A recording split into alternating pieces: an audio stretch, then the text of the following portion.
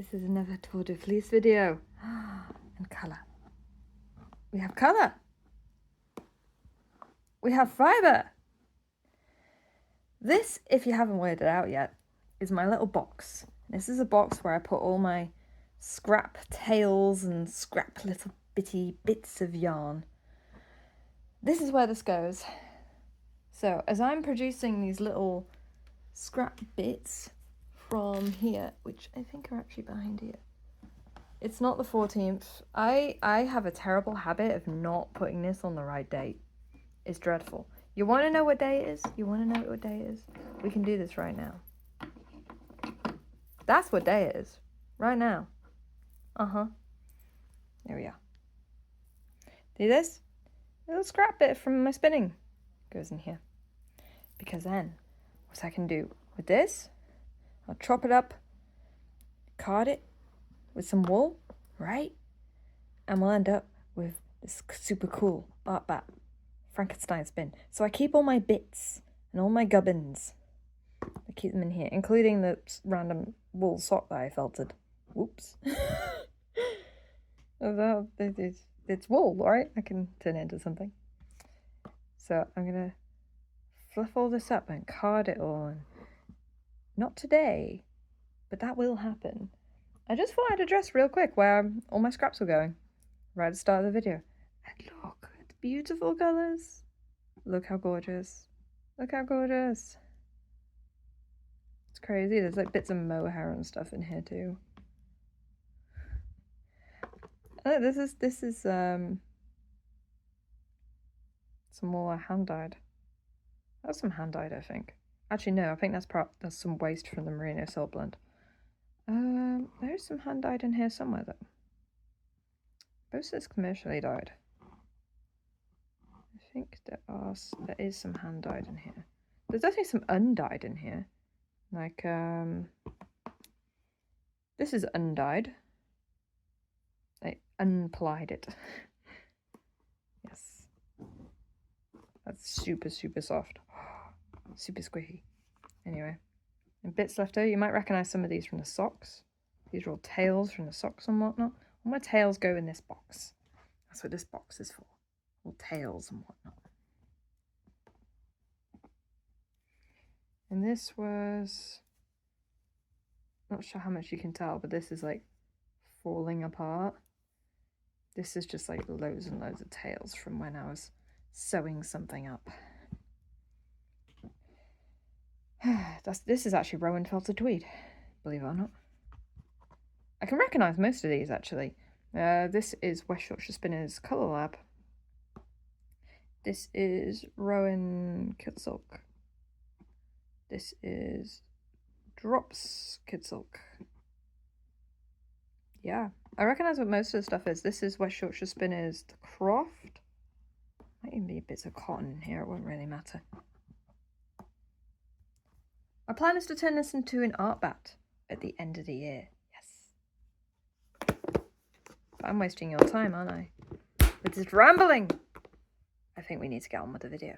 Yes, indeed. There we go. There we go. Actually, no, because I don't know where my spindle's gone. Right, that's helpful. That's very helpful. That's wonderful. Aha! Oh, thank goodness. Thank goodness. I couldn't find my spindle. I couldn't find my spindle. How silly is that? I found it. I found it. So, we're working on support spindle today with my BFL. There's this lovely citrus. It's kind of on that border between yellow and green. On camera, I think it looks more yellow, and in person, it's much more green.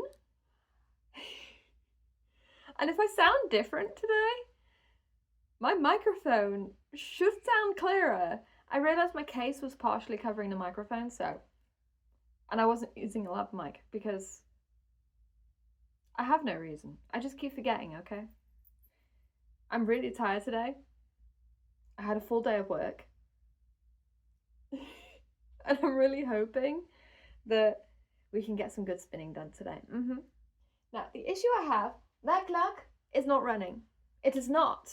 It is not running at all. So this should be interesting.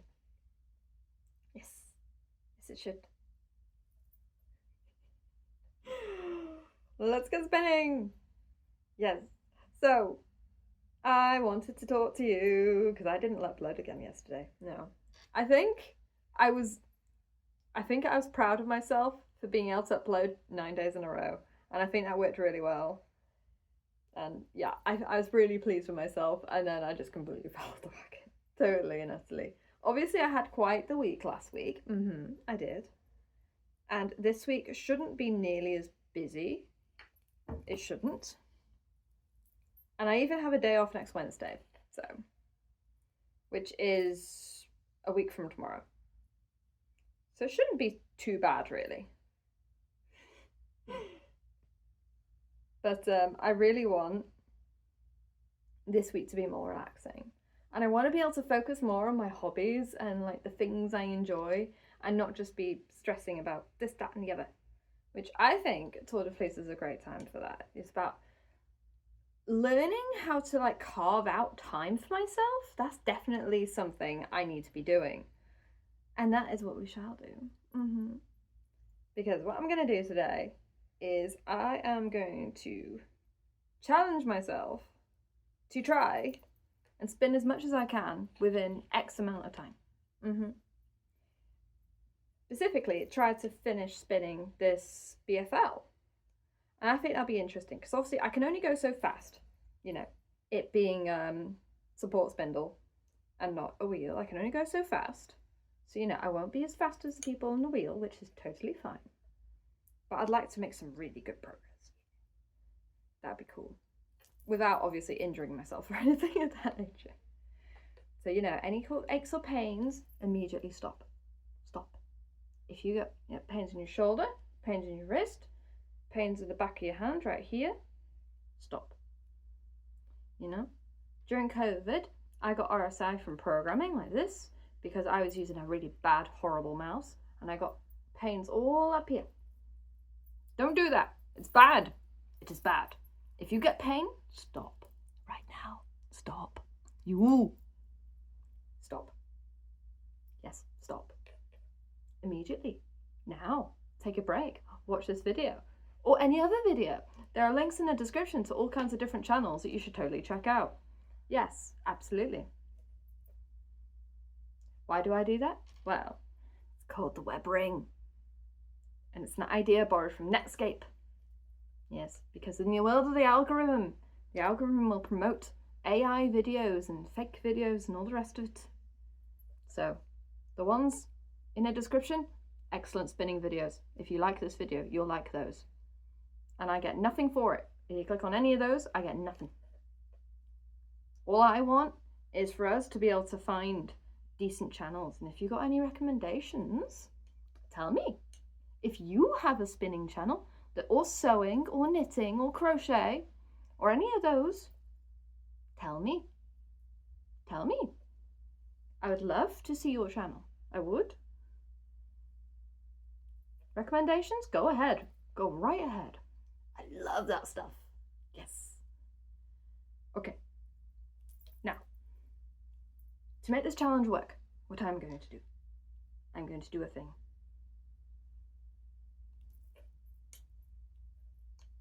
I'm doing this because I just think it would be fun. Really, that's the only reason. I had this idea that it would be fun. To make this work, however, we have a problem. You're the problem. Yeah, you're the problem. And the reason why you're the problem is because you currently reside inside a Google Pixel. That Google Pixel I happen to use for all my timers and all my alarms and all this business. So you, right now, are in the way. Because I can't record and have a timer going at the same time. Thank you, Google. That's Google's decision. There's nothing I can do about that. So,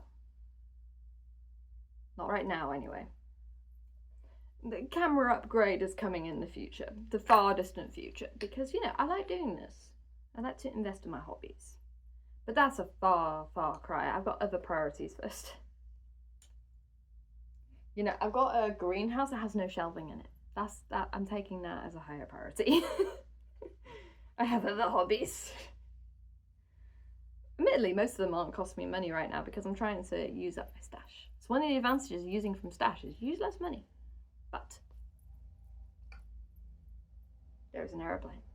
Helicopter, actually. I am going to take this opportunity to stop here. I stand up. And you won't be able to hear me, which is fine, because I forgot the lav mic. Good grief. No. I have to move furniture. Furniture. I hope you know what I'm doing for you. Yeah.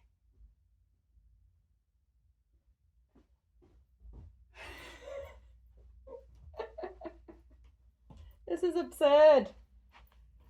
This is absurd. Clock. We have clock. And our clock is going to go away. And clock is going to go down there where you can't see it. But I can.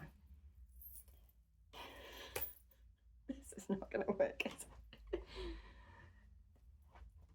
Maybe I need to, you know, a few more tools for the job. Next year's Tour de Fleece will be less chaotic, maybe.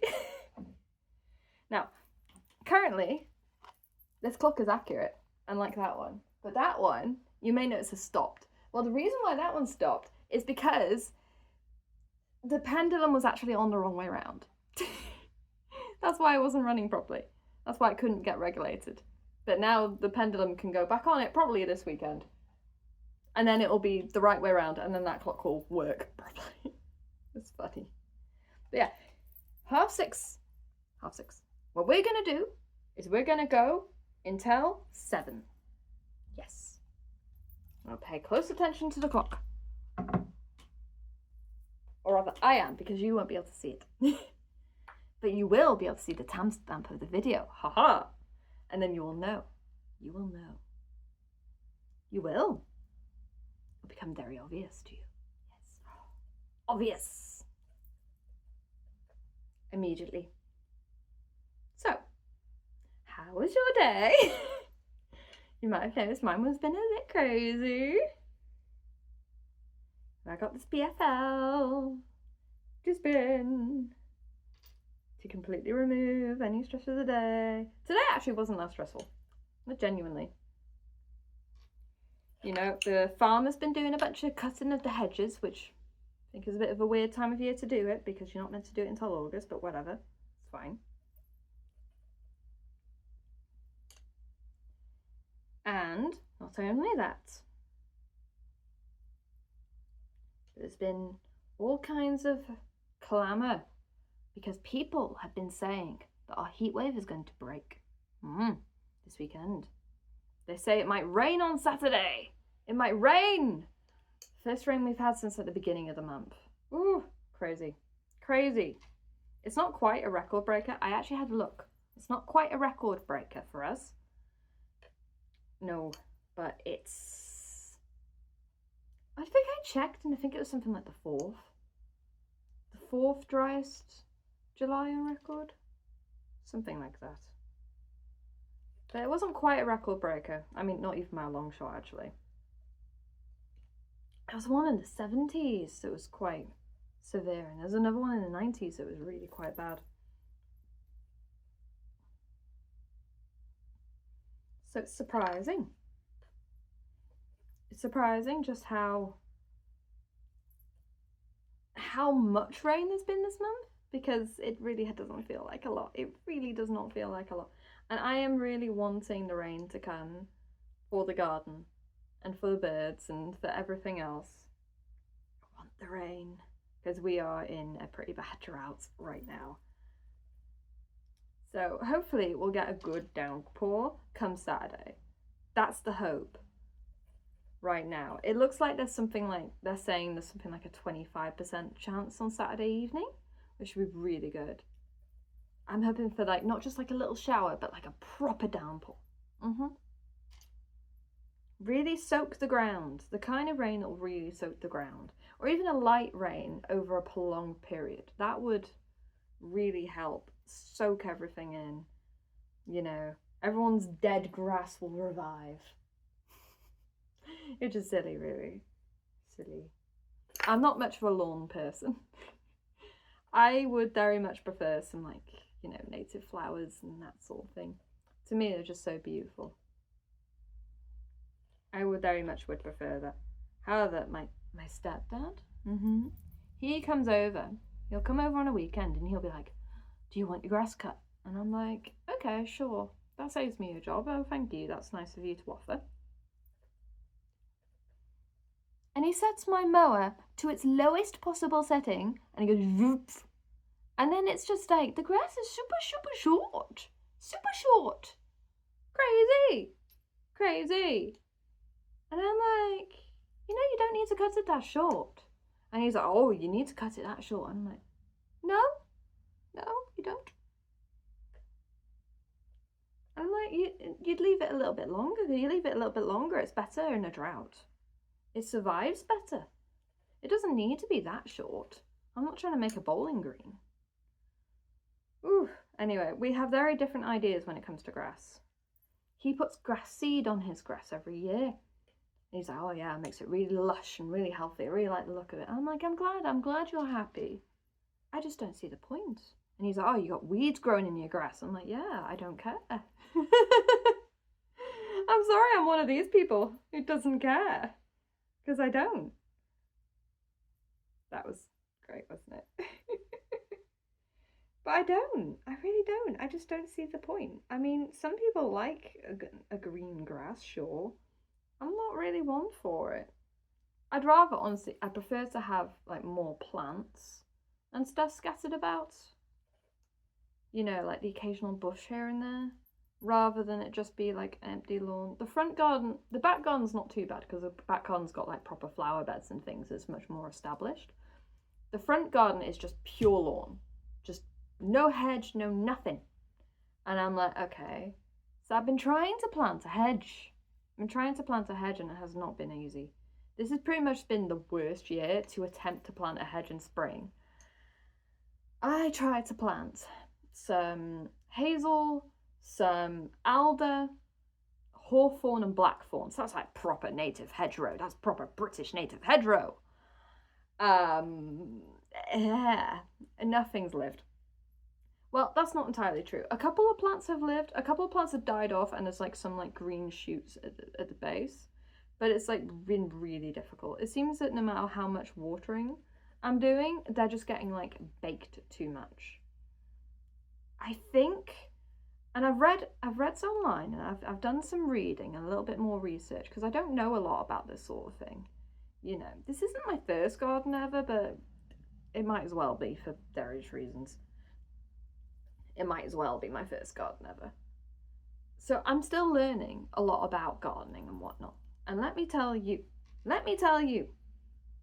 people don't tell you this. People say, ooh, bare root season. That's what they say. Bare root season, you go out, you get bare root. Your bare root season. In spring and your autumn. And throughout the winter. No one tells you that apparently it's better to plant things in autumn. Apparently it will establish better. I'm like, no one said this until after I had a bunch of saplings die. Oh, that's frustrating. So, come autumn, I'm going to try planting a bunch more saplings in the front. Yes. And hopefully they'll have a better chance then. They'll have much better chance of surviving then. And it won't be just this plain lawn with no shade, no nothing, that just dies and look awful. It'll actually have like a nice little hedge, it'll provide some shade, a little bit of privacy as well. Very important. Very important. Another thing too, I need to work on my posture. I keep hunching in videos, and like near the beginning of the video I'm usually fine, and then towards the end of the video I gradually am like hunching and it looks awful. And I'm like, no! And I can see it in the edit. I'm like, no!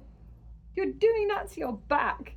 Bear in mind I render these videos, right? Because I have to like clip together the main video with the Webring, which comes on the end. So that means I have to render these videos because I'm editing them, right? You edit, and then you render.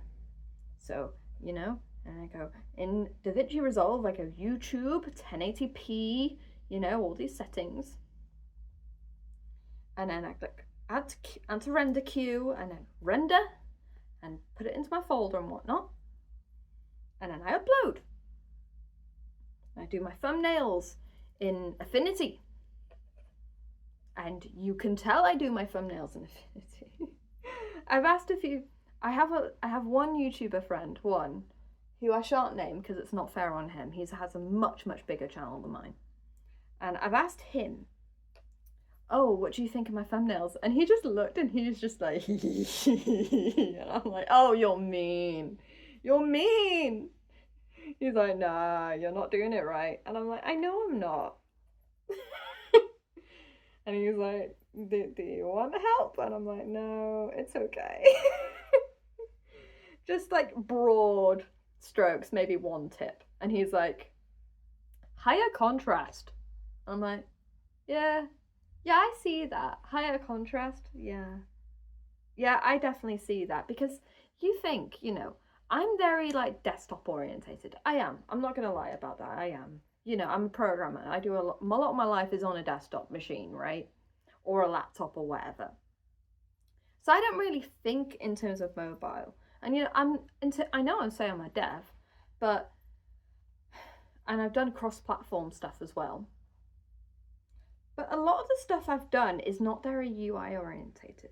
So I haven't been thinking in that way. And not only have I not been thinking in that way, but also,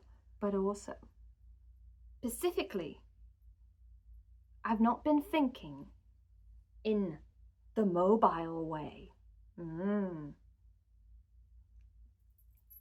So on mobile, you have a much smaller screen. Of course you do. Much smaller screen. And not only is the screen much smaller, but also you don't have the same number of pixels and stuff now, do you? Which means that these images that are like really crisp and clear on a desktop like this are like this, and often not nearly as crisp and clear on mobile. So that means I need to be thinking about this sort of thing, because a great big desktop icon like this is going to look very different to a mobile icon that's like this. I need to be thinking about these sort of things. I should. Because my YouTube stats are updating, you know, because I'm actually getting viewers now. Hello, greetings. It's lovely to see you. And a lot of you are on mobile. Not all of you. There's a decent portion of you that are on desktop. Thank you and welcome. There's some of you on TV. Some of my first ever viewers were on TV. That's a fun fact for you. My first ever viewers were on TV. Hello. Greetings. I wish you well wishes in your living room. And I hope my video is lovely and relaxing for you as you sit down and have your nice cup of tea. Peter. No. I mean, maybe you're called Peter. If you are, hi, Peter.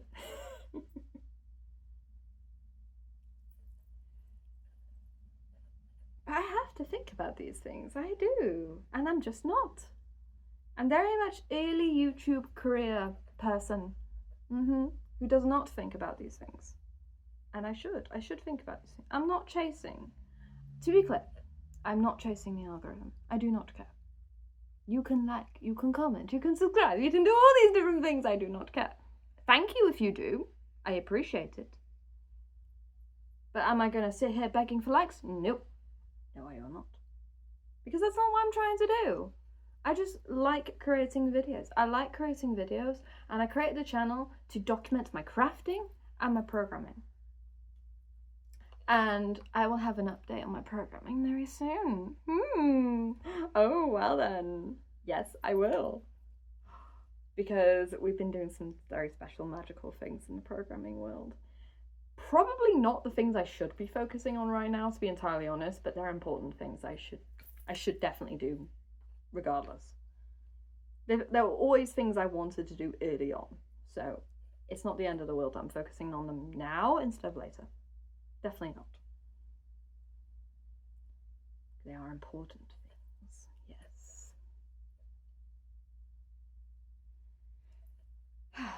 And I can't wait to share them with you. Because I thought about sharing my live programming process. And I did that once for that 15-minute video. And I thought, it's very technical and it's very much like me jumping around Visual Studio, right? But I feel like a lot of people watch game dev vlogs who don't necessarily know how to code. So if I'm jumping around the code being like, I'm doing this, and I'm going into like really technical detail and talking to someone like they're a dev, right? That's very much how that video was. I was talking to people like they were a dev, and that just is not how. That just won't work. I mean, I think a lot the expectation with dev vlogs, and there is an expectation, is that they are slightly less technical, still technical, but less technical and more visual. And the problem is, at the moment, my game has no UI. None. It has no UI. None. Also, I haven't adequately introduced people to the game. Both of these things I need to address. I need to introduce people to my game.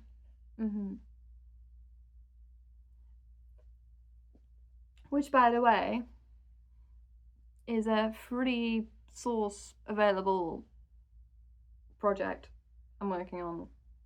It's not going distributed anywhere yet, so my eventual plan is to put it on itch.io and stuff. Mostly so I can get feedback, to be honest, because I'm never going to monetize it. That's not what this is. This is not a game for that. No. This is mostly I wanted to make a game because I thought making a game would be cool. Look at this. We're on to more fiber, people. Woot! You stop rambling on about a game no one cares about. And instead, fiber. The two loves of my life. I cannot choose between you. Game dev and, well, software engineering in general. And spinning. And knitting and crochet. You can't make me choose. You think you can make me choose? No, you can't make me choose. I mean, what would you choose? You're here, so you probably like spinning. Let's be honest.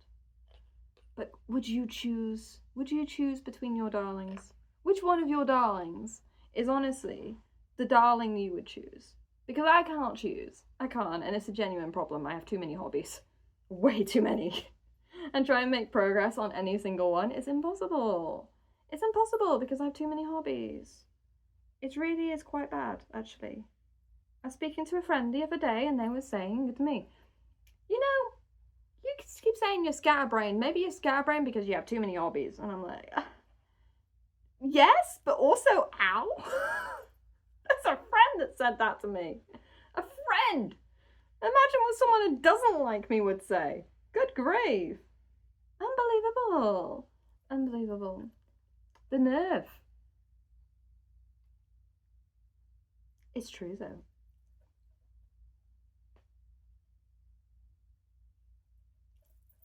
What would someone say? I mean, okay, I do knitting. I like knitting. Knitting is a special place in my heart. I was taught to knit by my mum, and I've been doing it since I was 10? 9 or 10? I can't remember. I think I was 9, actually. So, a long time. A very, very, very long time. You know, and I remember doing Gaza stitch for about a week. I remember my mum cast on for me. I did Gaza stitch for about a week. You know, just going backwards and forwards with like a square. And I made like a little scarf thing. And I knew there were kind of like all kinds of other things you could do because I could see my mum doing them. I could see my mum was sat down doing all these like fancy like baby blankets mostly. With like eyelets and like different stitch patterns and all sorts of things. I thought it was really pretty.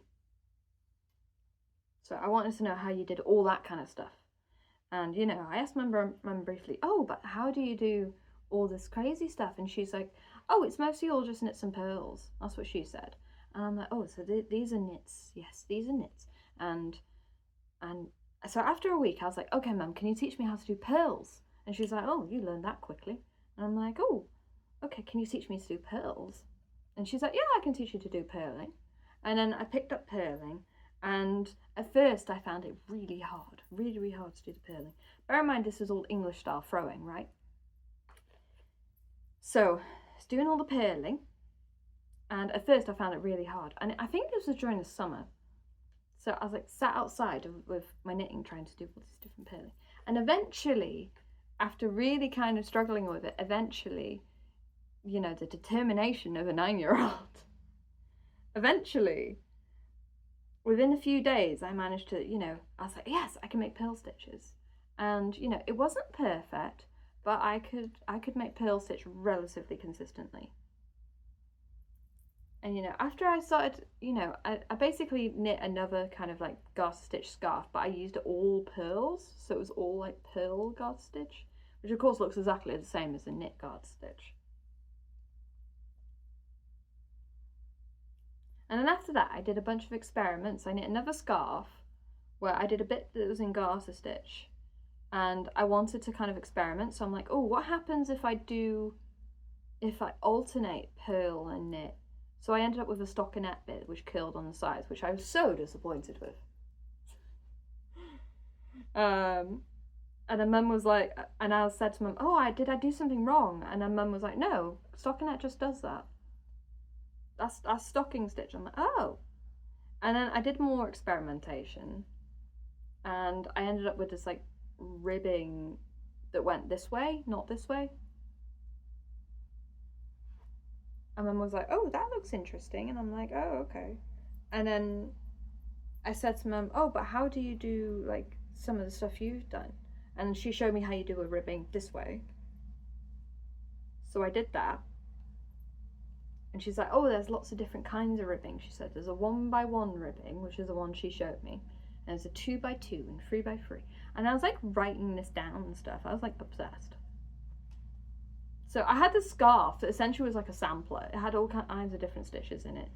Not necessarily executed in the best way. Like the scarf was kind of unwearable, to be entirely honest. But it taught me a lot. It taught me a lot. And then I thought to myself, okay, because I saw Mum making all these baby blankets and stuff. I'm like, oh, I want to make a blanket. And Mum's like, are you sure? That's really ambitious. That's a really ambitious project. Bear in mind, she was talking to a child, right? So I was like, yeah, I want to make a blanket. The blanket was in these squares, right? These little squares like this. Garter stitch squares. And, you know, and then cast off and cast on, cast off. Because I wanted to learn how to cast on and cast off properly on my own. And that project did teach me that, definitely. I did a cable cast on and a cable cast off, I think, if memory serves. And then I sewed them all together. Just sewed them. I had no inkling how to crochet at that point, let's be clear, or anything of that nature. And I definitely didn't know mattress stitch. I learned that years later. So, yeah. How long do you think it took me to get that blanket done? Because let me tell you something.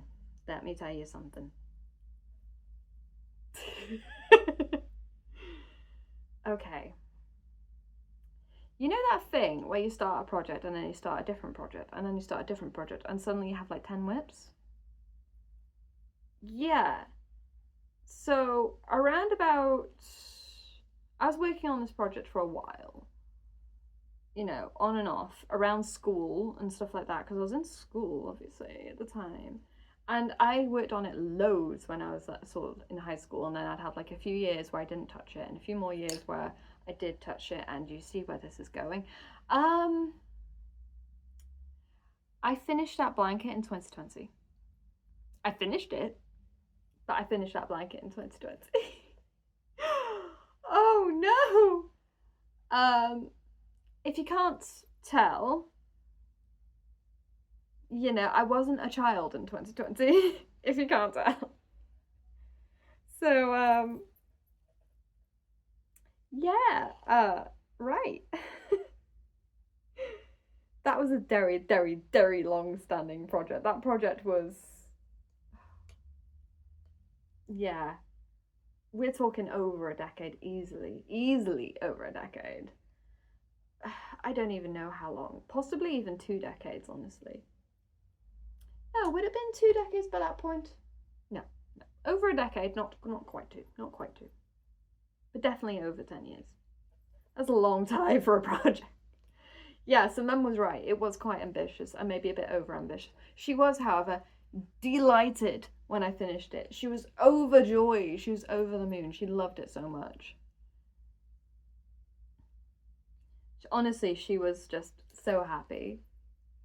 They're like, oh, it's done. Isn't it wonderful? Like, she loves it. And she, every single time she talks about it, she's like, oh, it's beautiful. Beautiful. You can hear the enthusiasm in her voice. You can.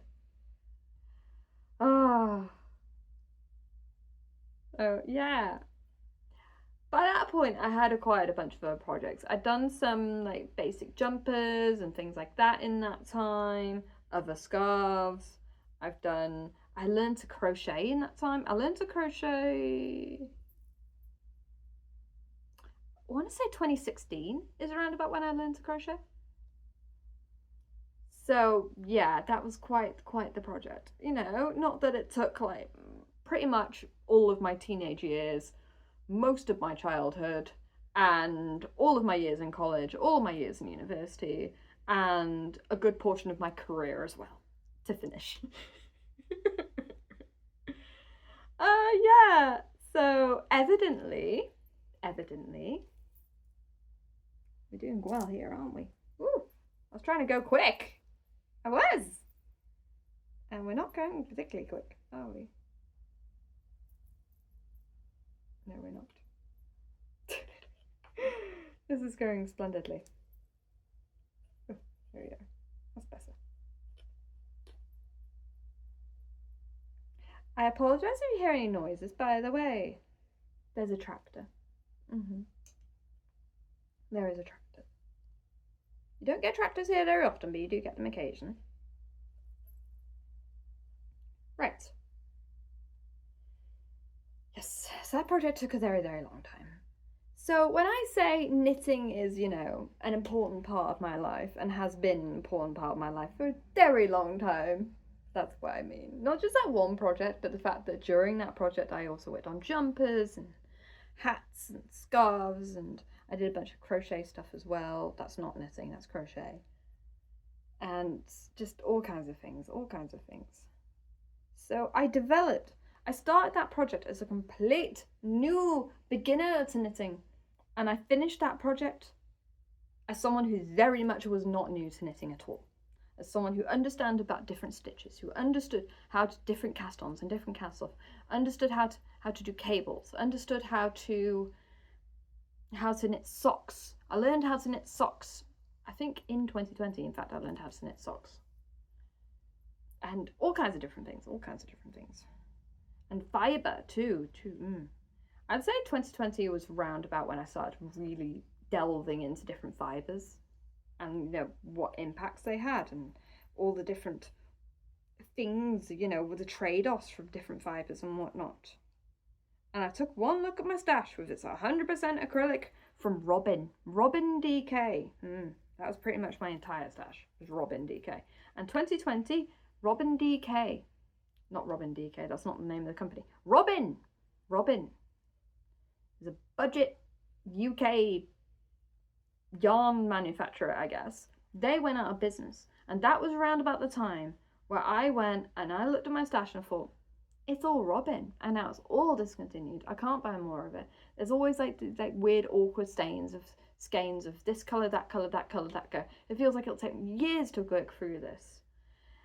And, you know, bear in mind, most of my knitting journey, pretty much all of my knitting journey, I wasn't online at all. And I certainly wasn't on, you know, I think I occasionally went on like YouTube and found like a tutorial or something like that, but I very much was not a part of the online knitting community, and I didn't know what a Ravelry was. I had no idea what Ravelry was. None. Zero. So, you know, I thought to myself, oh, okay, what do I do? And I looked, and this percolated for a while, and I looked at, you know, people were talking about de-stashing and reducing your stash and all the rest of it. That was very, very popular at the time. And I saw that online when I was looking at stuff and looking like advice online, because I'm like, I was stuck at home and I didn't know what else to do. And that was around about when I found Ravelry. Because people were like, well, if you want to de-stash, and the first thing you need to do is record your entire stash to Ravelry. Ooh, that was work. It took me until the following year to do all that. And I found I had 196 skeins, 196 balls of wool in my stash. 196. Which honestly for me felt like too much. I think it would feel differently compared to like for different people, with different storage requirements, different needs, different crafting, different types of things that they're making. For me, it felt like too much. And that, I think, will change depending on the individual. And bear in mind, you know, this collection I had been purchasing since I was 9. Since I was 9, I was purchasing balls of wool with my pocket money, and they're always like odd, weird colours. Because when I was 9, I didn't know what I was doing. And then I kind of kept up doing that, and I didn't necessarily use it as fast as I bought it. So the collection grew from when I was like 9 years old all the way through to 2020. So, you know, over 10 years. So it wasn't like, I've seen a lot of people be like, oh, well, but how did your stash get that big in the first place? So, you know, that is like a counterpoint to the whole like de-stashing stash busting craze. I'm like, well, the thing is that I don't really think like, I feel like it's different for different people. There is an argument to be made that, you know, maybe you shouldn't have bought that much to begin with, maybe. But I feel like approaching that from a judgmental, oh, but you must be over consuming then, I think flattens a lot of nuance. I think there is a lot of nuance to be had. Because when I was 9, what access did me going to like a yarn store or something like that and spending and having pocket money to spend was like a treat, was like, you know, this wasn't something I was able to do often. So if I had pocket money and I had, you know, pocket money to spend and I was in these yarn stores, I was gonna buy yarn, 100%. And, you know, I was 9, so I had no concept of the word overconsumption. I wouldn't have known what that meant. No idea. I had no idea. I'd be like, how could me buying wool ever be bad? I'd have no idea. None. Zero. And I certainly didn't know about different fibre types and whatnot. That I learned when I was much older, clearly. And I would also say there wasn't so much information out there either around about that time. You think about how niche knitting is today. I would say knitting was a lot more niche back then. You know, I got way more like, ooh, is that a grandma hobby? Not like negatively, but people saying it in kind of like a, oh, that's unusual. Again, not negatively, but just like, oh, that's strange. I got a lot of that. I did. I got a lot of that. And over the years, that kind of like slowly diminished. And I'd say that nowadays, you get people looking, when I'm doing things like this on the train, you get people looking and being like, okay. But you don't really get nearly as many comments. I've had 1 or 2 people even come up to me and be like, where did you learn to do that? And then, you know, if I have a crochet hook in my hand, I point them to a little course in crochet by DK, which is a publishing house in the UK, and they sell like little books and you can get them on Amazon. That's where I learned crochet. If it's knitting, I go, nimble needles. And I don't know. I don't know, because obviously I learned from my mum, so I have no idea who to point these at. If it's spinning, I point them to Gillian Eve. And be like, Gillian Eve, drop spindle, go. I just point to her YouTube video. If it's sewing, I don't know where on earth I'd point someone to for learning hand stitches. I really don't. No one's ever asked me about sewing though. People tend to ask me more about knitting and crochet. I think I've had one person ask me about spinning.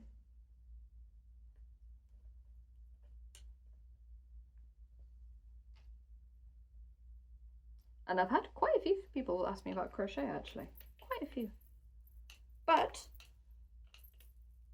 that is the end. And that's what we got up to. Which is a proof, really, isn't it? You can't go quick with these. Or certainly I can't. Considering that was actually me trying to go fast. Because I noticed in some of my old videos I was doing, older videos, I'm not old. I was doing a lot of like, ooh, and talking, like gesturing as I'm talking, and not actually spinning and stopping spinning quite often. So I was trying to actually focus more on the spinning. And give you a little bit of a background about where I learned to knit. Special. That's wonderful. It is. This probably isn't how you're supposed to like rest your spindle. And yes, I recognise there's a big mess behind me. But and trying to learn to sew, don't you know? Yeah, that's another reason why no one's asked me how you where did you learn to sew? Because my sewing ability is not spectacular. It's not. I can do some basic alterations like hemming and sewing on a button and that kind of thing, and I know about like grain lines and stuff, and I can operate a sewing machine. I know really basic stuff. I've never made a garment from scratch from a pattern. I'm trying that. That will be a video later. Definitely not during Tour de Fleece, because I need the mental space for it. But for now, I think we can safely say goodbye, because this is where we got up to. Which, it's not bad. It's not bad. Okay, challenge myself to spin as much as I can in 30 minutes. Yeah, it's gonna go slow, isn't it? It's gonna go slow.